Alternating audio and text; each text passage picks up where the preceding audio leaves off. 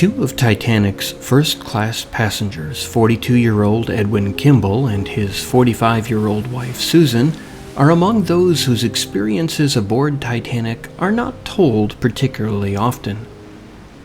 Edwin Kimball was the president of the Hallett and Davis Piano Company of Boston, Massachusetts. He had been born in Georgia, later moving with his family to Boston, where his father had run the piano company before Edwin took the reins. Edwin had married Susan Gertrude Parsons in 1893. The couple had left America aboard the White Star liner Cedric on March 6, 1912, bound for the Mediterranean on holiday. Before boarding, Edwin had sent word back to his office in Boston that he and Susan would be sailing aboard Titanic, and even mentioning that it would be the monster liner's maiden voyage. The Kimballs boarded in Southampton. They were friends with Richard and Sarah Beckwith of New York, New York, who also boarded that morning with Sarah Beckwith's 19-year-old daughter Helen Newsom. The Beckwiths had been traveling through Europe in the hopes of discouraging Helen's attachment to a young tennis player named Carl Bear. Bear, however, was not easily discouraged, and had followed the Beckwiths to Europe. He would board Titanic that evening in Cherbourg, France, to continue his courtship.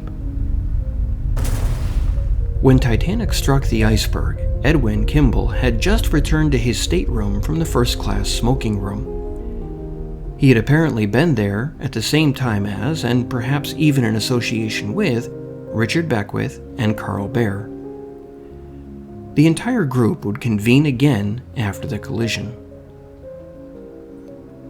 In another episode on our channel, we recently followed in the footsteps of Edwin and Susan Kimball, going into great detail on their experiences during the voyage and sinking.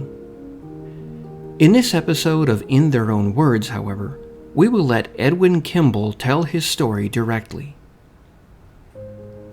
The account you are about to hear was given by Edwin to one of his associates, E. Conway, at the Hotel Belmont in Manhattan. It was in the form of a letter written to Edwin's nephew, which was subsequently released in multiple papers, quoted verbatim. The account is read by historian, author, and trustee of the Titanic International Society, Brandon Whited.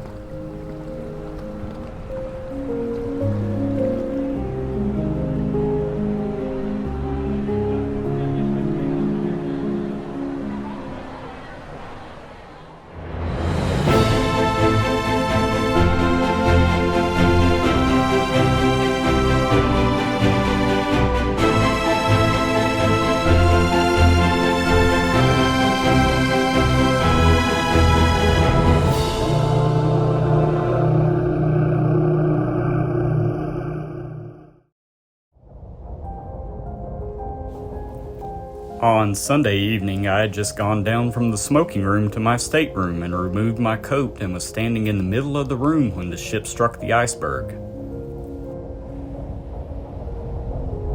It seemed to me like scraping and tearing more than a shock. It was on the starboard side of the ship under our room, and the ice came in our porthole.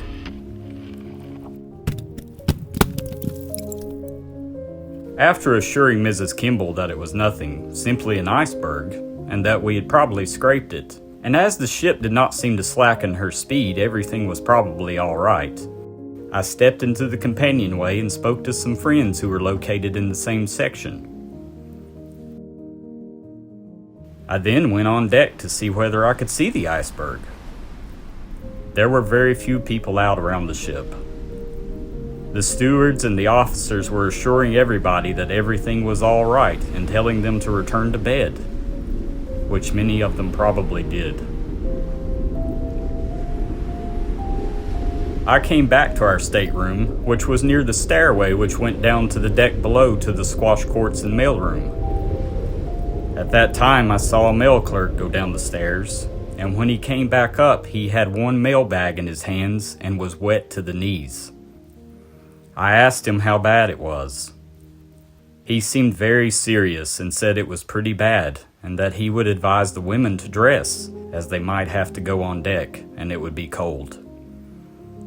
We instructed the rest of the women in our party to dress, and also everyone else in our corridor, including a number of women who were traveling alone. Mrs. Kimball had already started dressing, and I told her to dress warmly, as we probably would be on deck for some time. I put on a sweater and a heavy ulster. We then started out, feeling that everything was all right. After we had gone a few steps, a young lady of our party came back from the upper deck, and we asked her what was going on up there. She said that the order had been given to put on the life belts. We returned to our staterooms, which were only a few feet away, got our life belts, and notified all the women in the corridor to do the same and to come with us. None of us knew how to put on the belts, but I saw an officer in the companionway and he showed us how to put them on, telling us that there was no danger and that everything would be all right. He suggested, however, that we go up on the boat deck. When we arrived, only a few people were there. As it was about 75 feet from the boat deck to the water, the officers were having great difficulty in getting the people to go into the lifeboats, assuring them at the same time that it would not be a long while before they probably would be back on the big boat. The first boat that went was not more than 2/3 full, and the officers said we would have to do something to get the people started. When the second boat was being loaded, we decided that we would certainly put all the women in this boat. We not only put in all the women in our party and those we had advised to come to the boat deck, but also put in 2 stewardesses, which was all the women on the boat deck at that time. Mrs. Kimball absolutely refused to leave without me, and one of the officers and myself had to pick her up bodily and put her into the boat, together with all the other women and the 2 stewardesses. The boat was then swung off and the officers ordered it to be lowered. I remained behind on the Titanic after having helped to load all the women in the boat. After it had been lowered 10 or 12 feet, one of the officers of the Titanic said to me, "There are no women on the deck and there is more room in that lifeboat. You had better go," and gave me a rush, and I jumped and landed in the lifeboat. And I feel that I owe my life to that fact.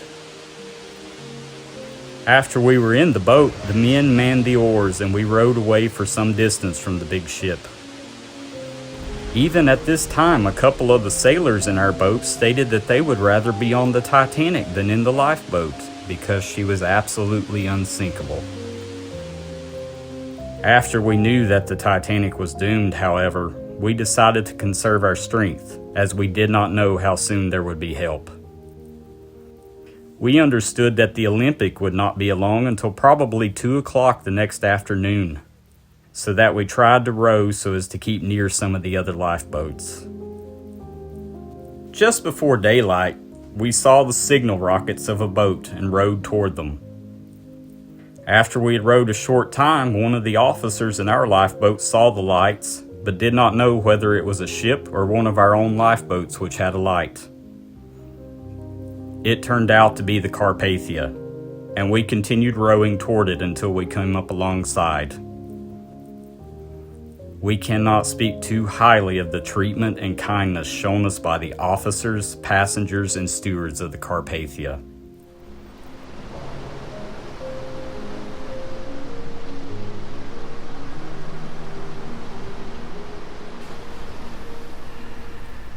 It is impossible to describe the awful tragedy.